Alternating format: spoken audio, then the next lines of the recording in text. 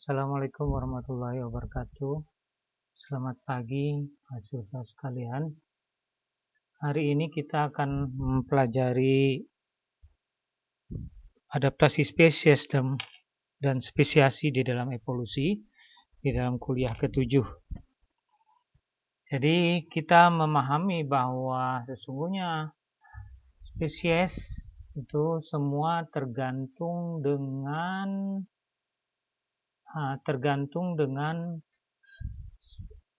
infertilitas atau kemampuan untuk membuahi dan bukan dikarenakan kesamaan fisik ya. Jadi misalnya burung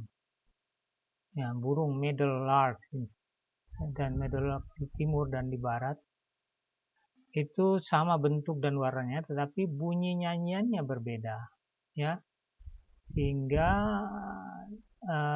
ini bisa menjadi penanda untuk kemudian tidak terjadinya interbreeding, karena ini secara fisik ini hampir mirip nih, tidak jauh berbeda.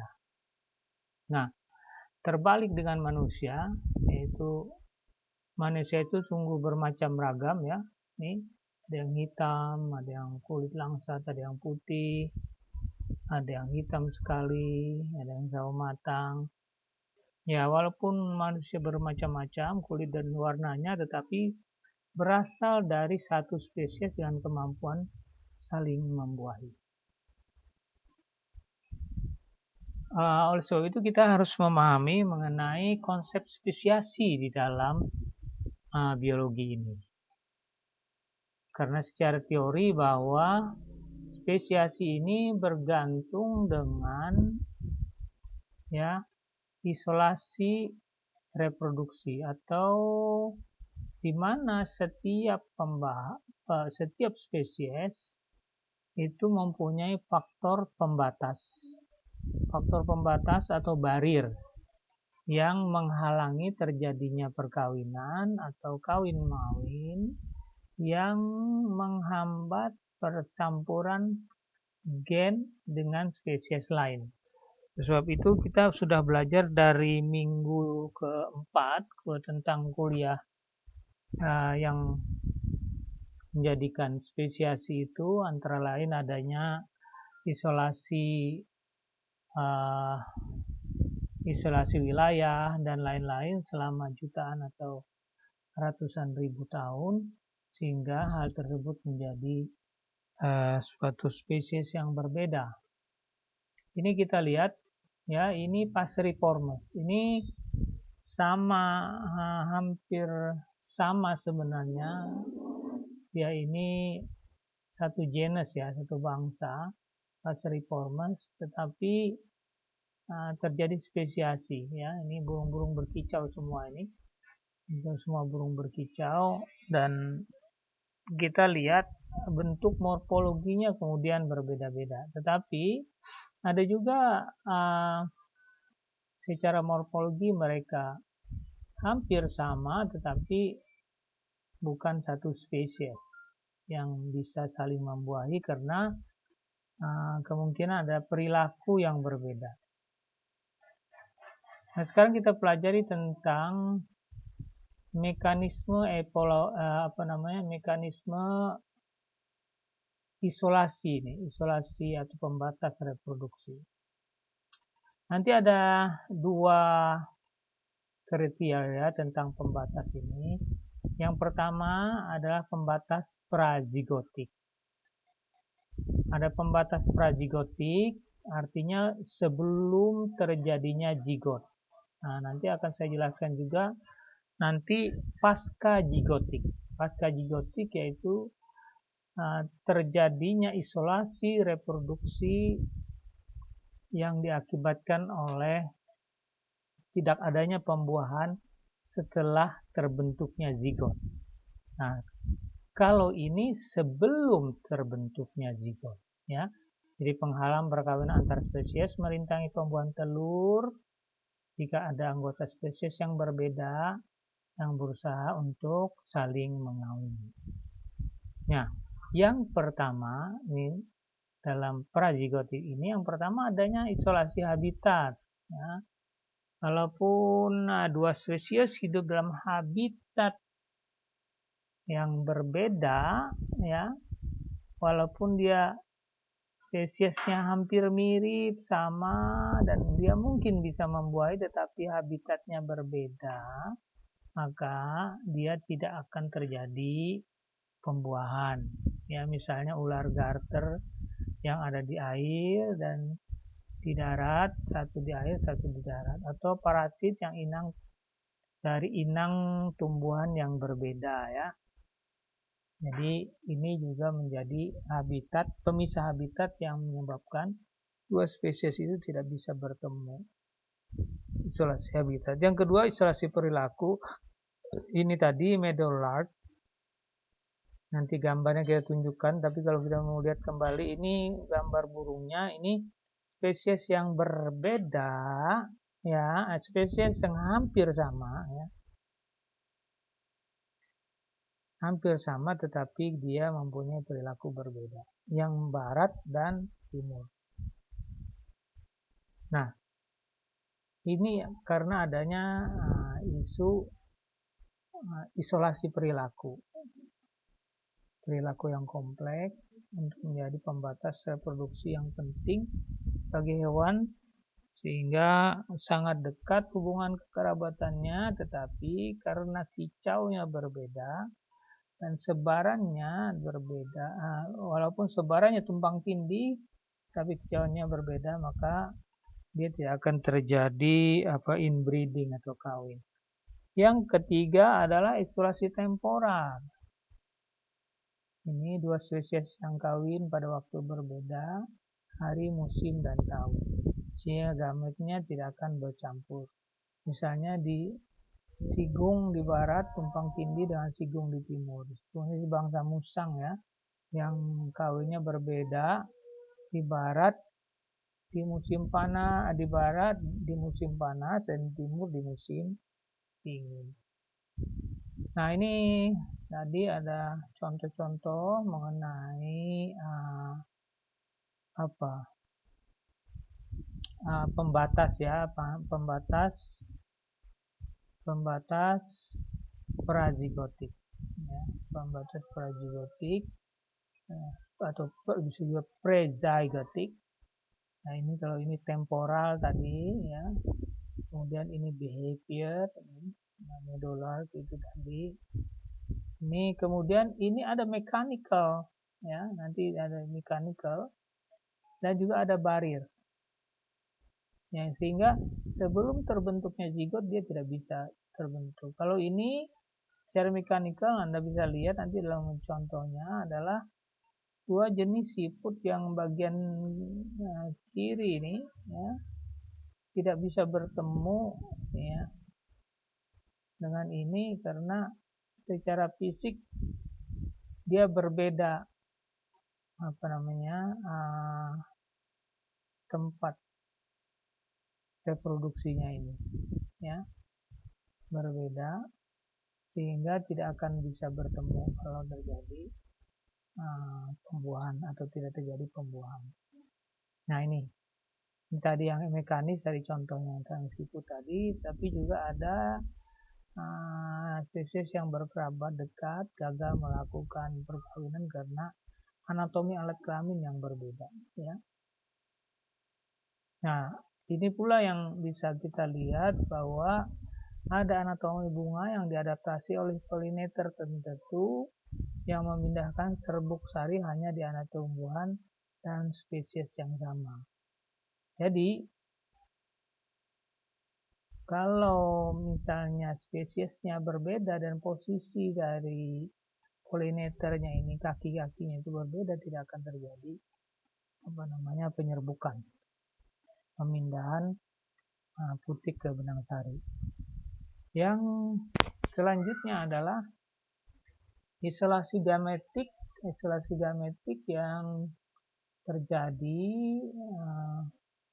secara pembuahan internal dan sperma dan lain-lain, dia walaupun dia dapat memasukkan sperma tetapi tidak dapat bertahan dalam lingkungan saluran reproduksi betina yang lain. Jadi itu ada isolasi gametik namanya.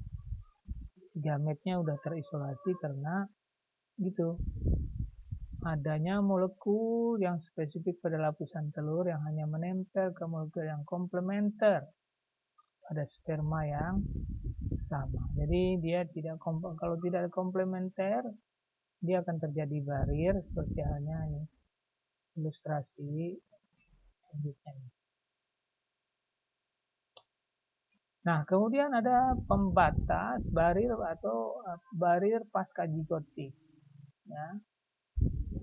Pasca zigotik ini maksudnya setelah terjadinya zigot. Nah, ini adalah jika sperma satu spesies membuahi ovum spesies lain, maka pembatas pasca zigotik akan mencegah zigot hibrid untuk berkembang menjadi organisme dewasa yang tahan hidup dan fertil, ya, dan bisa membuahi, ya. Nah, ini ada yang ketahanan hidup. Jadi hanya sampai situ saja. Penurunan ketahanan hidup hibrida ketika pembatas periode ditembus oleh zigot hibrida terbentuk ketidaksesuaian genetik di antara dua spesies tersebut yang dapat menggugurkan perkembangan epiohibrida. Itu contohnya rana, ini kodok, ya. Keturunan hibridnya tidak akan menyelesaikan perkembangannya atau lemah jika berhasil. Nah, yang contoh selanjutnya adalah penurunan fertilitas. Tadi adalah penurunan ketahanan hidup. Yang kedua, penurunan fertilitas. Ini disebabkan apa? Ini adalah kegagalan meiosis untuk menghasilkan gamet normal dalam hibrida jika kromosom dua spesies induk berbeda dalam jumlah atau strukturnya.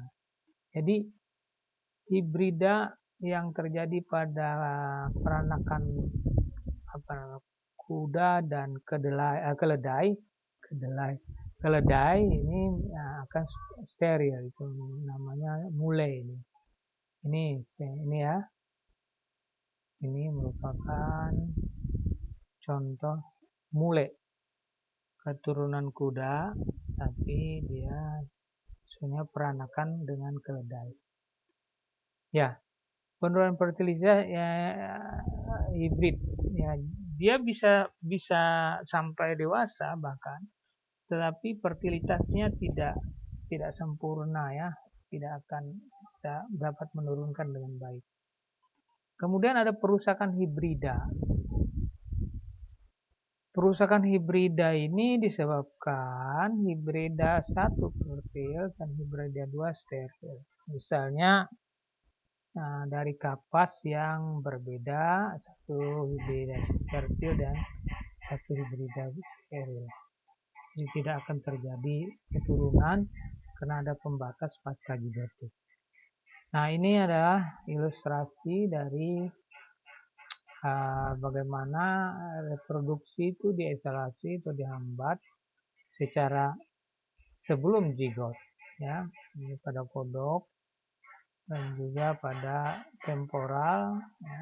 Kemudian ada behavioral, ada mechanical, ya. Ini tidak bisa dia kawin karena berbenturan ini. Kemudian ada isolasi gametik.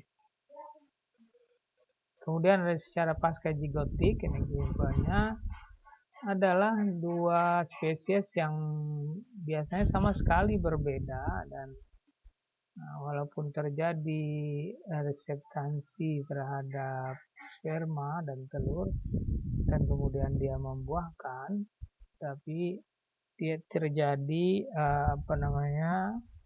fertile, ya. Fertile itu maksudnya steril. Fertilitasnya rendah, ya. Nah, ada lagi satu konsep spesies yang lain ya di dalam spesiasi yang terjadi pada saat isolasi reproduktif yang tidak sempurna. Ya, jadi ada pra, ada pasca, dan sekarang ada isolasi reproduktif yang tidak sempurna. Nah, ini misalnya kita menemukan konsep spesies morfologis. Pengenalan spesies berdasarkan morfologinya saja. Nah, ini karena sudah dalam bentuk fosil misalnya, ini maka ditetapkan spesiesnya berdasarkan morfologi saja. Kemudian konsep spesies pengenalan.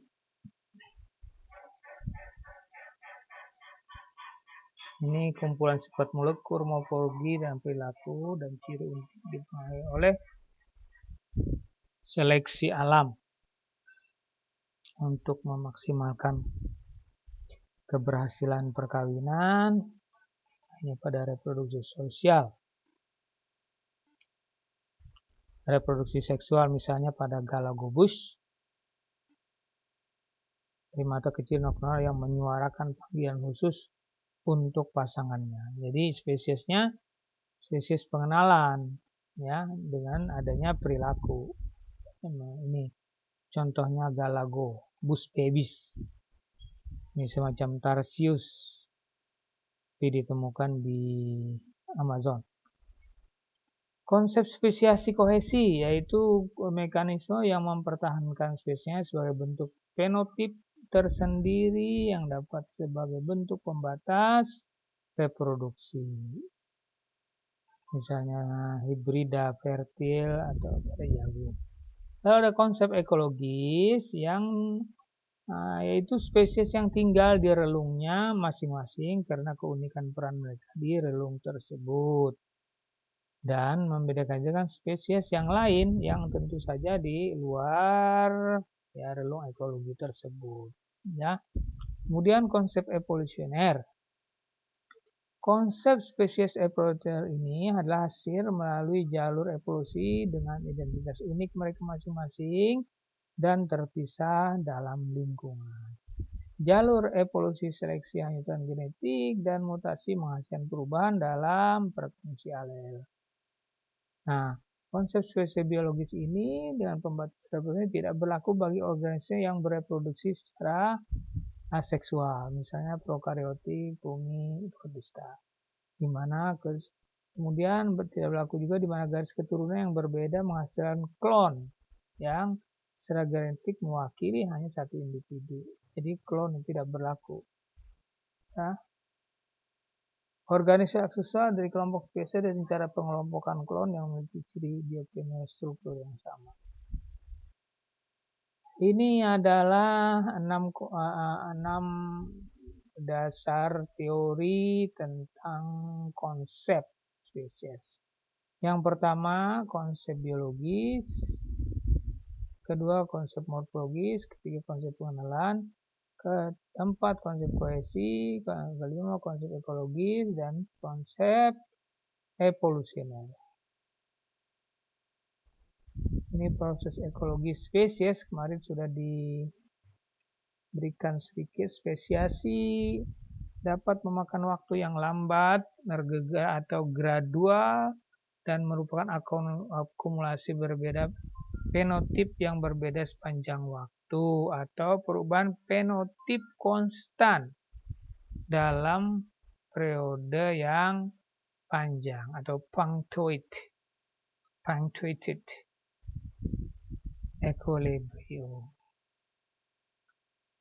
Nah, ini spesiasi, ini gradual. Kalau ini punctuated nih. Ini punctuated, ini spesiasinya meloncat. Ini beda dengan ini. Terima kasih. Selamat belajar, selamat juga mengikuti ujian tengah semester. Terima kasih. Wassalamualaikum warahmatullahi wabarakatuh.